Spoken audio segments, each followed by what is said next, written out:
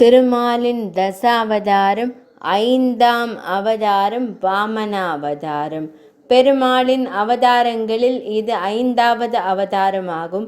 பிரகலாதாழ்வாரின் பேரன் மகாபலியின் ஆணவத்தை அடக்க பெருமாள் எடுத்த குள்ள வடிவம் வாமன அவதாரம். தன் அடியில் உலகங்களையும் அளந்து திரிவிக்கிரமனாக வானுக்கும் மண்ணுக்கும் உயர்ந்து நின்றார் பெருமாள். பிரகலாதனுடைய பேரனாகிய பலி சக்கரவர்த்தி என்ற அசுர ராஜன் ஆண்டு வந்த காலம் வாமன அவதார காலமாகும். தேவேந்திரனுடன் போர் செய்து பலி சக்கரவர்த்தி தோற்றான். மீண்டும் பலம் பெற்று எப்படியாவது தேவர்களை ஜெயிக்க வேண்டும் என தனக்குள் ஒரு பிரதிஜையை எடுத்து கொண்டான். பிருகு வம்சத்தில் தோன்றிய சுக்ராச்சாரியார் முதலிய அந்தணர்களை அணுகி ஆலோசனை செய்தான் மகாபலி. அவர்கள் பலி சக்கரவர்த்தியிடம் விக்ரஜித் என்ற ஒரு பெரிய வேள்வியை நடத்தும்படி உபதேசம் செய்தார்கள். அவ்வாறு அவர் வேள்வி செய்யவே அதிலிருந்து ஒரு பொன் ரதம் வெளிவந்தது. அந்த ரதத்தில் கணக்கற்ற வில்லும் அம்பும் கவசமும் இருந்தன. அதில் சிங்கத்வஜம் கட்டப்பட்டு இருந்தது. அந்த சமயம் பலியினுடைய தாத்தாவாகிய பிரகலாத ஆழ்வார் அவர் முன் தோன்றி அவனுக்கு என்றும் வாடாத தாமரை மலர் மாலையை கொடுத்தார். சுக்ராச்சாரியார் ஒரு சங்கத்தை கொடுத்தார். பலி சக்கரவர்த்தி வேள்விக்கு வந்திருந்த அந்தணர்களை வணங்கினான். சுக்ராச்சாரியாருடைய ஆசியையும் பெற்றான். ரதத்தில் ஏறினான். கவசத்தை தரித்து கொண்டான். ஒரு கையில் வில்லையும் மறு கையில் சங்கத்தையும் தாங்கிக் கொண்டான். அசுர சேனைகள் புடை சூழ நேரே தேவலோகம் சென்றான். அமரர் உலக தலைநகரான அமராவதியை முற்றுகையிட்டான். அமராவதி பட்டணம் அழகு வாசம் செய்யும் இடம். இந்த எழிலார்ந்த நகரம் தனக்கு உடைமை ஆயிற்று என்ற உற்சாகத்தில் அசுர படைகளுடன் பலி சக்கரவர்த்தி இந்திர பட்டணத்தை தாக்கினான். பலி சக்கரவர்த்தி எழுப்பிய யுத்த சனத்தமாகிய சங்க ஒலி கேட்டதும் தேவேந்திரனுக்கு அச்சம் ஏற்பட்டது. உடனே குலகுருவாகிய பிரகஸ்பதியாகிய வியாழ பகவானை போய் கலந்தாலோசித்தான். தேவேந்திரன் பிரகஸ்பதியிடம், குரு பகவானே, பலி முன்பை விட அதிக பராக்கிரமத்துடன் அசுர சேனைகளை திரட்டி கொண்டு நம்மை முற்றுகையிட்டிருக்கிறான். அவன் செய்த வேள்வியின் ஹோம குண்டத்திலிருந்து தோன்றிய ரதத்தில் ஏறி வந்திருப்பதை பார்த்தால் நாம் அவனை ஜெயிக்க முடியாது என்று கருதுகிறேன். ஆகவே நான் தங்களிடம் அடைக்கலம் தேடி தேவ சைன்யத்துடன் வந்திருக்கிறேன். இப்போது நாம் என்ன செய்ய வேண்டும்? சரியான உபாயம் கூறுங்கள் என்றான் தேவேந்திரன். தேவேந்திரனே, நீ பலி சக்கரவர்த்தியை இந்த நிலையில் மோதுவது என்பது உகந்ததல்ல. அவன் பிருகுவம்சத்து மகரிஷியின் பூரண ஆசியை பெற்று வந்திருக்கிறான். அளவில்லா பராக்கிரமம் பெற்றிருக்கிறான். இப்போது நீ யுத்தம் செய்ய வேண்டாம். நீங்கள் எல்லோரும் ஸ்வர்க்கத்தை விட்டு போய்விடுங்கள். அவனுக்கு எப்படியாவது ஸ்வர்க்கத்தை தான் கட்டி ஆள வேண்டும் என்ற ஆசை. அந்த குறிக்கோளை அவன் அடைவது உறுதி. இருந்தாலும் காலப்போக்கில் அவனே தன்னை அழித்து கொள்வான். எந்த மகரிஷிகளால் அளப்பரிய பலத்தை பெற்றானோ அதே மகரிஷிகளுக்கு அர்ப்பணம் செய்து அவர்களாலேயே அவன் அழிவை தேடிக்கொள்வான். கவலை வேண்டாம். நீயும் உன் ஆட்களும் ஸ்ரீமன் நாராயணரை தேடி சரணடையுங்கள். அவர்தான் பலிக்கு அழிவை தரக்கூடியவர் என்று பிரகஸ்பதி அறிவுரை கூறினார். குருதேவருடைய வார்த்தைகளை தட்டாமல் தேவேந்திரன் தேவர்களுடன் தேவலோகத்தை விட்டு வெளியேறினான். அசுரருக்கு தெரியாத இடம் ஒன்றில் போய் மறைந்து கொண்டான். பலி இதனால் தேவலோகத்தை எளிதில் கைப்பற்றினான். அமராவதியிலேயே தங்கி 3 உலகங்களையும் கட்டி ஆண்டான். தவிர அந்தணர்களுக்கும் மகரிஷிகளுக்கும் முனிவர்களுக்கும் தம் தம் கர்மாவை குறைவின்றி நடத்தி கொள்ளவும் பலி வழி செய்து கொடுத்தான். அதனால் ஜீவராசிகளும் அவனை போற்றி புகழ்ந்தனர். பிருகுவம்ச அந்தணர்கள் தங்கள் சீடனுக்கு வந்த இந்திர பதவியை பார்த்து மகிழ்ந்தனர். அவன் இந்த பதவியிலிருந்து நழுவாமல் இருக்கும்படியாக 100 அஸ்வமேத யாகங்களை செய்யுமாறு அவனிடம் கூறினார்கள். பலியும் அஸ்வமேத யாகம் செய்ய தொடங்கினான். இதனால் உலகிலும் இவன் புகழ் ஓங்கி நின்றது. தேவர்கள் தக்ஷன் மகளாகிய அதிதி என்பவளுக்கும் கஷ்யப முனிவருக்கும் பிறந்தவர்கள். இதனால் தன் மக்களுக்கு ஏற்பட்ட எளிய இழிநிலை வாழ்க்கையை எண்ணி அதிதி தேவி மிகவும் வருந்தினாள். இதை கண்ட கஷ்யப மாமுனிவர், அதிதி, உன் முகம் வாடியிருக்கிறதே, நீ ஏதோ மன வருத்தம் அடைந்ததாக எண்ணுகிறேன். மேலும் உனக்கு தெரியும், அந்தணர்களுக்கும் சாதுக்களுக்கும் எந்தவித துன்பமும் ஏற்பட நியாயமில்லை என்றார். மகரிஷியே, நீங்கள் கூறுவது உண்மையே. சாதுக்களுக்கும் அந்தணர்களுக்கும் துன்பம் நேருவது இல்லைதான். ஆனால் அதில் தாங்கள் கொஞ்சம் வித்தியாசமானவர். தேவர்களும் உங்களது புத்திரர்கள், அசுரர்களும் தமது புத்திரர்களே. இருவரும் உமக்கு சமமே. எனினும் எனக்கு கண்கண்ட தெய்வமாகிய உங்களிடம் ஒன்றை வேண்டுகிறேன். தேவலோகத்தில் எனது புத்திரர்களான தேவர்கள் பதவி, சொத்து, சுகம் அனைத்தையும் இழந்து தவிக்கிறார்கள். அவர்கள் மீண்டும் பழைய நிலையை அடைய என்ன செய்ய வேண்டும் என்பதை தெளிவாக கூறுங்கள் என்றாள் அதிதி தேவி. அதிதியின் வார்த்தைகளை கேட்டு சிரித்தார் கஷ்யப முனிவர். பிரியையே, உன் விருப்பம் நிறைவேற வேண்டுமானால் நீ பரந்தாமனை தியானம் செய். அவர் உனக்கு வழியை தந்தருள்வார். பரந்தாமனை அடைய வேண்டுமானால் எத்தகைய விரதத்தை கடைபிடிக்க வேண்டும் என அதிதி தேவி வினவினாள். பயோவிரதம் எனப்படும் விரதத்தை பங்குனி மாதம் சுக்லபக்ஷம் பிரதமை திதி வரும் நாளில் தொடங்கி தொடர்ந்து 12 நாட்கள் கடைபிடித்து ஸ்ரீஹரி நாராயணரை சந்தோஷப்படுத்துவாயாக என்றார் கஷ்யப முனிவர். அதிதி தேவியும் அதை மேற்கொண்டாள். விரதத்தை தவறாமல் கடைபிடித்தாள். கடைசி தினத்தில் பகவான் சங்கம் சக்கரம் ஏந்தி சங்கு சக்கரதாரியாக அவளுக்கு திருக்காட்சி கொடுத்தார். அப்போது அவள் மனம் மிக மகிழ்ந்தது. தேவமாதா அதிதி தேவியே, உன் விரதத்தை கண்டு மகிழ்ந்தேன். நீ எதனால் இந்த விரதத்தை அனுஷ்டித்தாய் என்பதை நான் அறிவேன். இப்போது உன் தேவகுமாரர்கள் பதவி இழந்து கதி இழந்து நிற்கின்றனர். அவர்களை மீண்டும் ஸ்வர்கலோக ஆட்சிக்கு ஆளாக்க வேண்டும். உன் புதல்வன் தேவேந்திரன் மீண்டும் அமராவதி நகரில் ஆட்சி செய்ய வேண்டும் என நீ ஆசைப்படுகிறாய். ஆனால் தற்சமயம் அது இயலாது. அசுரர்கள் யாரும் வெல்ல முடியாதபடி பராக்கிரமம் பெற்றிருக்கிறார்கள். அவர்கள் நல்ல காலம் அந்தணர்கள் பராமரிப்பில் ஆட்சி நடத்தி வருகிறார்கள். எனவே போர் செய்து பயன்பெற முடியாது. ஆயினும் நீ என்னை வழிபட்டதற்குரிய பலன் உனக்கு நிச்சயம் உண்டு. ஆகவே உன் விருப்பத்தை வேறொரு விதத்தில் நிறைவேற்றி தருகிறேன். நானே உனக்கு புத்திரனாக பிறக்க வேண்டும் என்று மனதிலே எண்ணி தியானம் செய்வாய். அதன்படியே பிறந்து தேவர்களை நான் காப்பாற்றுகிறேன். இது தேவ ரகசியம். எவரிடமும் வெளியிடாதே. உன் ஆசை நிறைவேறும். அதிதி தேவியும் பகவானின் திருவார்த்தைப்படி தனக்கு திருமாலே மகனாக பிறக்க வேண்டும் என்று எண்ணி மகிழ்ந்தாள். வரம் கொடுத்தது போல பரந்தாமனும் அவளுடைய கர்ப்பத்தை அடைந்தார். புரட்டாசி மாதம் சுக்லபக்ஷம் திருவோண ஸ்ரவண நட்சத்திர தினத்தில் முதல் அம்சமான அபிஜித் பாதத்தில் சூரியன் நடு பகலில் பிரகாசிக்கும் சமயம் பரந்தாமன் கஷ்யப முனிவர் அதிதி தேவியின் புத்திரராக அவதாரம் செய்தார்.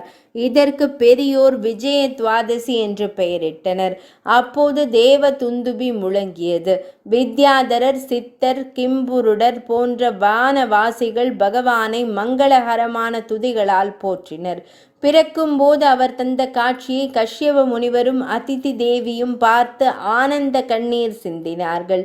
ஷியாமள மேனி, சிரசினிலே கிரீடம், காதினிலே மகர குண்டலங்கள், சங்கம், சக்கரம், கதாயுதம், தாமரை தாங்கிய 4 திருக்கரங்கள், நெஞ்சிலே ஸ்ரீவத்சம், கைவளை, தோள்வளை, இடையிலே மேகலை, மஞ்சள் பட்டாடை, கழுத்திலே வண்டு சூழ் வன மாலையும் கௌஸ்துபமணியும் திருவலங்கார பூஷிதராய் பெருமாள் காட்சி கொடுத்தார்.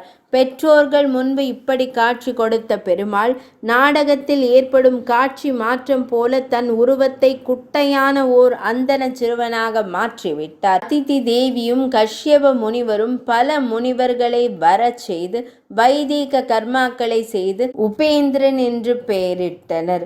தேவர்கள் குழந்தை பிறந்திருக்கும் ஆசிரமத்திற்கு வந்து வணங்கினர். பின்னர் மகரிஷிகள் பெருமானுக்கு உபநயனம் செய்து வைத்தார்கள். அச்சமயம் கதிரவனே அவருக்கு காயத்ரி மந்திரத்தை உபதேசித்தான். பிரகஸ்பதி பிரம்மசூத்திரத்தை அதாவது பூநூலை கொடுத்தார். கஷ்யப முனிவர் முஞ்சியை கொடுத்தார். முஞ்சி என்றால் தர்பையால் செய்த அரைஞான் கயிறு. பூமாதேவி கிருஷ்ணாஜீனத்தை மான் தோலை கொடுத்தாள். சந்திரதேவன் தண்டத்தை கொடுத்தான். அதிதி தேவி கௌபீனம் கொடுத்தாள். பிரம்மதேவர் கமண்டலம் வழங்கினார். குபேரன் பிச்சை பாத்திரம் கொடுத்தான். பார்வதி தேவி அதில் முதல் பிச்சை ஈந்தாள். இப்படி பலர் பல பரிசுகள் நல்கி மகிழ்ந்தனர். பெருமான் திருவருளையும் வேண்டினர். இவ்வாறு நிகரற்ற பேரும் புகழும் பெற்ற அந்தண சிறுவன் தனது வைதீக கர்மாக்களை தவறாது செய்து வந்தான். நர்மதா நதியின் வட கரையில் பலி சக்கரவர்த்தி ஒரு பெரிய யாகசாலை அமைத்தார். அந்த வேள்விக்கு முனிவர்களை எல்லாம் வரவழைத்திருந்தார். வாமனமூர்த்தி தம் பெற்றோரிடம் அந்த யாகசாலைக்கு தான் போக வேண்டும் என்று அனுமதி கேட்டார். அவர்கள் அனுமதி அளித்து ஆசி கூறி வழி அனுப்பி வைத்தனர். யாகசாலைக்குள் இவர் நுழைந்ததும் இவருடைய அரும்பெரும் ஜோதியால் மற்ற இடமெல்லாம் ஒளிமயமாகிவிட்டது. இவர் என்ன கதிரவனோ அக்னி பகவானோ அல்லது சனத்குமாரரோ என்று அநேகரும் சந்தேகித்தனர். அவரை பலி சக்கரவர்த்தி அன்புருக வரவேற்றான். அர்க்கியம் கொடுத்து அவர் திருப்பாத கமலங்களை கழுவி அந்நீரை தன் தலையில் தெளித்து கொண்டான். பின்னர் அகமும் முகமும் மலர வாமனமூர்த்தியிடம் பலி சக்கரவர்த்தி பேசினான். சுவாமி, தாங்கள் இந்த யாகசாலைக்கு எழுந்தருளியது கண்டு மகிழ்ச்சி அடைகிறேன். தங்களின் பாத தூளிகள் பட்டதன் காரணமாக என் முன்னோர்கள் நல்ல பதவியை பெற்றுவிட்டார்கள் என்றே நினைக்கிறேன். தங்களின் திருப்பாதங்கள் அலம்பிய நீரை தெளித்து நான் என் பாவங்களை போக்கிக் கொண்டேன். தங்களுக்கு ஏதாவது தேவை என்றால் அதை அடியேன் தர சித்தமாக இருக்கிறேன். தாங்கள் தம் தேவைகளை பெற்று மேலும் என்னை கிருதார்த்தனாக்க வேண்டும் என்று பிரார்த்திக்கிறேன். பலியின் பிரார்த்தனையை கேட்ட பகவான், அசுரேந்திரா, நீ கூறிய வார்த்தைகளை கேட்டு நான் உண்மையில் புலகாங்கிதம் அடைகிறேன். நீயோ பரம பாகவதனான பிரகலாதன் வம்சத்தில் பிறந்தவன். அதனால் உனக்கு கிடைக்காத சம்பத்தே இல்லை என்று கூறுவேன். மேலும் நீயோ மகரிஷிகளை மதித்து அவர்கள் வார்த்தைகளை தட்டாமல் கேட்டு அவர்கள் வழி நடக்கிறாய். அந்தணர்களுக்கு ஆவண செய்து ஆதரிக்கிறாய். இப்படிப்பட்ட உனக்கு என்ன குறை இருக்க போகிறது? அது மட்டுமா, உன் தந்தையோ தேவதைகள் அந்தணர்களாக வந்து அவனுடைய ஆயுளை யாசிக்கிறார்கள் என்று அறிந்தும் தெரிந்தும் யாசித்ததை அவன் கொடுக்கவில்லையா? அத்தகைய குலத்தில் உதித்த நீ யாசிப்பவர்கள் எது கேட்டாலும் இல்லை என்று கூறாது கொடுக்க கூடியவன் என்பதை நான் அறிவேன். கொடுக்கிறேன் என்று கூறிவிட்டு பின்னால் வாக்கு மாறுவது என்பது பெருத்த அவமானம் என்பதை நீ அறியாதவன் அல்ல. நான் உன்னிடம் விரும்புவது எல்லாம் எனது கால் அடியினால் 3 அடி நிலமே. அதற்கு மேலே எனக்கு எதுவுமே தேவையில்லை. ஆகவே எனக்கு தேவையான அந்த 3 அடி நிலத்தை பெற்று போகவே வந்திருக்கிறேன் என்றார். சுவாமி, என்னிடம் யாரெல்லாமோ எதையெதையோ கேட்டு பெற்று செல்கிறார்கள். தாங்களோ மிகவும் இளைய வயதினராக திகழ்கிறீர்கள். அப்படிப்பட்ட தாங்கள் தங்கள் திருவடிகளால் 3 அடிகளே கேட்பதாக நினைக்கிறேன். பிரம்மச்சரியத்தை கடைபிடிக்கும் உங்களுக்கு பகவானை தியானிக்க சௌகரியமாக நிறைய மலர்கள் பூத்து குலங்கும் பூந்தோட்டத்துடன் கூடிய பெரிய நிலத்தையே தருகிறேன் என்றான் பலி சக்கரவர்த்தி. அசுர சிரேஷ்டனே, நீ கூறிய வார்த்தைகளால் நான் மிகவும் திருப்தி பெற்றேன். ஆனால் எனக்கு நான் கேட்கும் 3 அடி நிலம் மட்டும் போதும், வேறேதும் தேவையில்லை என்றார். பலி சக்கரவர்த்தி அவரை வணங்கி தங்களின் விருப்பப்படியே தருகிறேன் என்று கூறிவிட்டு வாமனமூர்த்திக்கு தானம் செய்வதற்கு நீர் நிறைந்திருக்கும் கெண்டியை கையில் எடுத்தான். அந்நேரம் இவற்றையெல்லாம் கவனித்து கொண்டிருந்த சுக்ராச்சாரியார் பலி சக்கரவர்த்தியை தனியே அழைத்தார். பலியே, இதோ இங்கே குள்ளமான உருவில் வந்து நிற்பது வேறு யாருமில்லை, ஸ்ரீமன் நாராயணரே ஆவார். அவர் தேவர்களுக்கு உதவ வேண்டும் என்ற ஒரே எண்ணத்தில் இங்கு வந்திருக்கிறார். எந்த காரியத்தையும் ஆராய்ந்து அவசரப்படாமல் சற்று நிதானமாகவே செய்வாய். நீ செய்ய போகும் காரியத்தால் உனக்கு மட்டுமல்ல, உன்னை சேர்ந்தவர்களுக்கும் உன்னை நம்பி இருக்கின்ற அசுரர்கள் அனைவருக்கும் அழிவு வந்திருக்கிறது என்பதை மறந்து விடாதே. இப்பொழுதும் ஒன்றுமில்லை, வாக்கு கொடுத்து விட்டோமே, அதை நிறைவேற்ற வேண்டுமே என்ற தயக்கம் வேண்டாம். ஒரு சில இக்கட்டான நிலையில் வாக்கு தவறுவதை சாஸ்திரங்கள் சம்மதிக்கின்றன. அது மட்டுமல்ல, ஒருவர் பிரம்மச்சரிய விரதம் பூண்டு பிறர் பொருளுக்கு ஆசைப்படும் போது நீ பொய் பேசுவது தவறில்லை. ஆகவே உன் வாக்குறுதியை மறந்து விடுவாயாக என்று விளக்கமாக சுக்ராச்சாரியார் எடுத்துரைத்தார். ஆச்சாரியாரே, தாங்கள் கூறுவது முற்றிலும் சரியே. இருந்தாலும் சற்று சிந்தித்து பாருங்கள். என் குலம் எப்படிப்பட்டது? நான் வாக்கு தவறினால் பரம பாகவதரான என் பாட்டனார் பிரகலாதனுக்கு அல்லவா இழிவு? இந்த தூர்த்தன் பிரகலாத வம்சத்தில் பிறந்தவன். வாக்கு தவறிவிட்டான் என்று அவர் பெயரை நினைத்துத்தானே உலகம் பழிக்கும். கொடுத்த வாக்கை பூர்த்தி செய்வதை காட்டிலும் சிறந்த தர்மம் வேறு உண்டோ? தானம் செய்வதனால் நான் அனைத்தையும் இழந்தாலும் சரி, ஒரு அந்தணருக்கு அளித்த பிரமாணத்தை ஒருபோதும் நான் மீற மாட்டேன். வந்திருப்பது பரந்தாமனே என்று கூறினீர்கள். பகவானே வந்து யாசிக்கிறான் என்றால் அது என் குலத்திற்கு ஏற்பட்ட பெருமையாகவே நினைக்கிறேன். அவருக்கு தானம் கொடுப்பதால் வரும் விளைவு எதுவாயினும் நான் ஏற்றுக்கொள்ள சித்தமாகிவிட்டேன். தயவு செய்து என்னை மன்னியுங்கள். தாங்கள் பேச்சை கேட்கவில்லை என்று கருத வேண்டாம். நான் கொடுத்த வாக்குறுதியை மீறப்போவதில்லை என்றான் பலி. அடே மூடா, நான் உனக்கு இப்படி விளக்கமாக கூறியும் என் பேச்சை கேட்காத நீ பதவி இழந்து பரிதாபகரமான நிலைக்கு தள்ளப்படுவாய் என்று சாபம் விட்டார் சுக்ராச்சாரியார். பலி சக்கரவர்த்தி அந்த நேரத்தில் தன் மனைவியை அழைத்து வாமனமூர்த்திக்கு நீர் வார்த்து கொடுக்க தயாரானான். பிறகு வாமனமூர்த்தியுடைய திருப்பாத மலர்களை அலம்புவதற்கு ஒரு ஆசனத்தில் அமர்த்தினான். பலியின் மனைவி விந்தியாவளி நீர் முகர்ந்து கொடுத்தாள். பலி சக்கரவர்த்தி அவருடைய பாதங்களை அலம்பினான். அந்த நீரை தன் சிரசிலும் உடலிலும் தெளித்து கொண்டான். அவருக்கு செய்ய வேண்டிய பூஜைகளை செய்தான். நிலத்தை தானம் செய்யும் பொருட்டு தாரை வார்த்து கொடுப்பதற்காக கெண்டி செம்பை எடுத்தான். அது சமயம் தன் அறிவுரையை ஏற்காமல் பலி தாரை வார்த்து கொடுத்து ஏமாந்துவிடப் போகிறானே என்றெண்ணிய சுக்ராச்சாரியார் வண்டு உருவெடுத்து செம்பினுள் நுழைந்து நீர் துவாரத்தை அடைத்து கொண்டார். செம்பிலிருந்து நீர் வரவில்லை. இதை உணர்ந்த பகவான் அருகம்புல் ஒன்றினால் துவாரத்தை குத்தினார். அந்த அருகம்புல் துவாரத்தை அடைத்து கொண்டிருந்த சுக்ராச்சாரியாரின் கண்களில் ஒன்றை குருடாக்கியது. கெண்டி செம்பிலிருந்து நீர் வெளிவந்தது. மனைவி நீர் வார்க்க மகாபலி தாரை வார்த்தான். அந்தண குல திலகமே, காலடி அளவில் 3 அடி நிலங்களை உமக்கு தானம் செய்கிறேன் என்று தெரிவித்தான். வாமனமூர்த்தியாகிய பகவான் முகம் மலர்ந்தபடி தன் இருக்கையிலிருந்து எழுந்தார். அப்போது அவருடைய உருவம் வானளாவி நின்றது. அவருடைய திருமேனி எங்கும் நீக்கமர நிறைந்து நின்றது. விண்ணும் மண்ணும் திசைகளும் மற்ற உலகங்களும் 7 கடலும் அத்தனையும் அவரிடம் அடங்கி இருந்தன. இதை கண்ட அசுரேந்திரன் பிரமித்து நின்றான். இத்துடன் ஸ்ரீஹரியாகிய வாமனமூர்த்தியின் ஒரு கையில் சுதர்சன சக்கரம் சுழன்றது. மற்றொரு திருக்கரத்தில் சார்ங்கம் என்ற வில்லும், இன்னொரு கரத்தில் கௌமோதகம் என்ற கதாயுதமும், வேறொரு கரத்தில் வித்யாதரம் என்ற வாளும் பிடித்து நின்றிருந்தார் வாமனமூர்த்தி. தேவர்களும் முனிவர்களும் பகவானுடைய திவ்ய தரிசனத்தை கண்டு அவரை துதிபாடி வணங்கினார்கள். வானளாவ நின்ற வாமனமூர்த்தி ஒரு காலால் பூமியை அளந்தார், மற்றொரு பாதத்தால் வானத்தை அளந்தார். ஆயினும் 2வது அடிக்கு ஆகாயம் போதவில்லை. இந்நிலையில் 3வது அடி வைக்க இடம் ஏது என்று வினவினார். மீண்டும் தன் உடலை குறுக்கி வாமனராக நின்றார். அசுரேந்திரனே, நீ சகல தர்மங்களையும் அறிந்தவன். நீ இந்நேரம் என்னிடம் கொடுத்த வாக்கை காப்பாற்றவில்லையே, அதனால் நீ நரகத்திற்கு போக வேண்டியதாகும் என்பதை நீ அறியாதவன் அல்லன். நான் என் காலால் ஓரடியில் பூமியை அளந்தேன், 2வது அடியால் விண்ணுலகம் முழுவதும் அளந்தும் இன்னும் என் காலடிக்கு இடம் தேவை என்றாகிவிட்டது. 3ஆம் அடிக்கு இடமில்லையே. ஆக நீ அதற்காக என்ன தரப்போகிறாய்? மகாபிரபு, இந்த பலி சக்கரவர்த்தியை தாங்கள் அறியாதவர் அல்ல.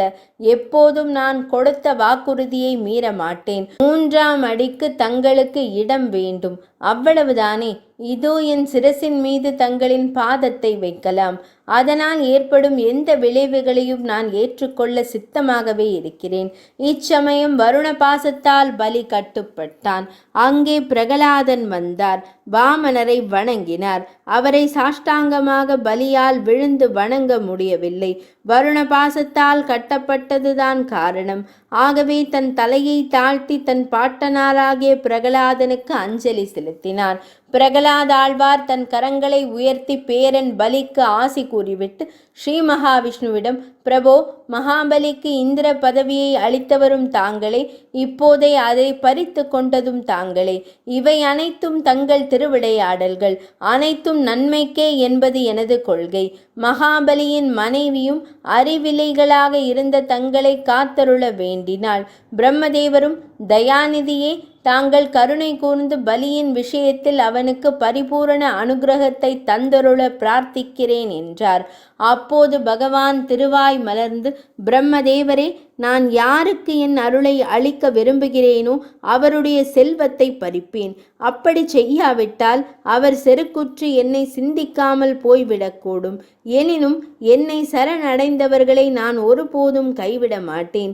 இங்கே பலி தான் செய்ய போகும் தான தர்மத்தால் தமக்கு பதவி பறிபோகும், துன்பம் வரும் என்று அவனுடைய குலகுரு சுக்ராச்சாரியார் கூறியும் தடுத்து நிறுத்த முயன்றும் பலி தன் உறுதியை கைவிடவில்லை. எனது மாயைகளை தேவர்களும் முனிவர்களும் கூட தாண்டுவது அரிது. ஆக அவர்களாலும் அடைய முடியாத ஸ்ரேயஸை பலி அடைந்து விட்டான். அடுத்து வரும் சாவர்ணி மன்மந்திரத்திலே பலியே தேவேந்திரனாக விளங்கப் போகிறான். அதுவரை விஸ்வகர்மாவால் நிர்மாணிக்கப்பட்ட சுதல லோகத்தில் சகல சம்பத்துக்களும் பெற்று பலி அங்கிருந்து வரட்டும் என்றார் பகவான். பிறகு பகவான் பிரகலாதனை அழைத்து, அப்பா, பாகவத சிரோன்மணியாகிய நீயும் சுதல லோகத்திற்கு போக கடவாய். நான் அங்கு உங்களுக்கு துவாரபாலகராக இருந்து ரட்சிப்பேன் என்று அனுக்கிரகம் செய்தார். உடனே பிரகலாதாழ்வார், பிரபோ, தங்களால் அசுர குலமே பெருமை அடைந்தோம். அவர்களின் சார்பாக அடியேன் தங்களை நன்றியுடன் வணங்குகிறேன் என்றார். அடுத்து சுக்ராச்சாரியாரை அழைத்த பகவான், ஆச்சாரியாரே, யாகத்தை பூர்த்தி செய்யாதவன் பாவத்தை அடைவான் என்பதை தாம் அறிவீர். ஆகவே பலியின் யாகத்தை பூர்த்தி செய்ய வேண்டும் என்று ஆணையிட்டார். பின்னர் வருண பாசத்தால் கட்டுண்டிருந்த பலி சக்கரவர்த்தியை விடுவித்தார். பகவானுடைய ஆணைப்படி சுக்ராச்சாரியாரும் யாகத்தை பூர்த்தி செய்தார். யாகம் நிறைவேறியதும் பலி எல்லோருக்கும் அஞ்சலி செய்தார். அனைவரும் அவனை பாராட்டினார்கள். அடுத்து பிரகலாதனோடும் தன் உற்றார் உறவினரோடும் சுதல லோகத்திற்கு பலி சக்கரவர்த்தி சென்றார். வாமன மூர்த்தியான பகவான் பலி சக்கரவர்த்தியிடமிருந்து பெற்ற உலகங்களையும் தேவேந்திரனிடம் ஒப்புவித்து தேவானுகிரகம் செய்தவராய் அந்தர்தானமாய் மறைந்தருளினார். இந்த அவதாரத்தை பயபக்தியுடன் நினைத்து வாமன மூர்த்தியை வழிபடுபவர்கள் நிலத்தில் எந்தவித பிரச்சனைகள் இருந்தாலும் அவற்றிலிருந்து விடுபடுவர். வாமன அவதார கதை நிறைவடைந்தது.